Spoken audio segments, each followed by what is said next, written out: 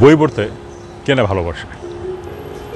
বই কিন্তু জীবন না, এটা আমার ব্যক্তিগত মতামত। বইয়ের অপর নাম জীবন। আসলে বই যে শুধু আপনার জ্ঞান অর্জন করবে তা কিন্তু না। বই পড়লে আমাদের মন মানসিকতা ভালো থাকে। বই কিন্তু মনের যে তৃষ্ণা বা ক্ষুধা সেটারও নিবারণ করে। বলা হয় বই মানুষের সবচেয়ে ভালো বন্ধু। আসলে কিন্তু তাই, ভেবে দেখুন।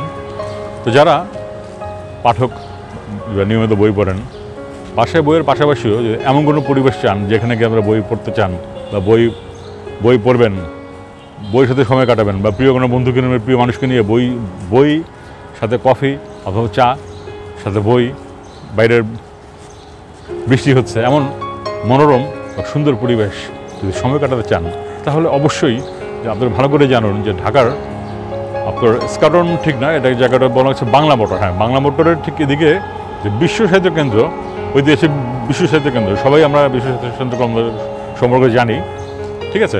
তো বিশ্ব সাহিত্য কেন্দ্রের যে পুনর্ভবনের পাশাপাশি একটি নতুন ভবন হয়েছে, হ্যাঁ, সেই ভবনে আপনার আছে বাদিঘর প্রকাশনী। তো বাদিঘর প্রকাশনীর সম্পর্কে আপনারা নিশ্চয়ই জানেন, ইতিমধ্যে খুবই প্রশংসিত হয়েছে বাদিঘর প্রকাশনী। বইমেলায় নিয়মিত বাদিঘরে বিভিন্ন রকমের বই ওদের সংগ্রহে আছে এবং খুবই মানসম্পন্ন, খুবই ভালো। তো আমরা এখানে এসেছি বিশ্ব সাহিত্য কেন্দ্রের নতুন যে ভবনটি, সেই ভবনের লিফটের 7 মানে 7ম তলায় বাদিঘর প্রকাশনীতে।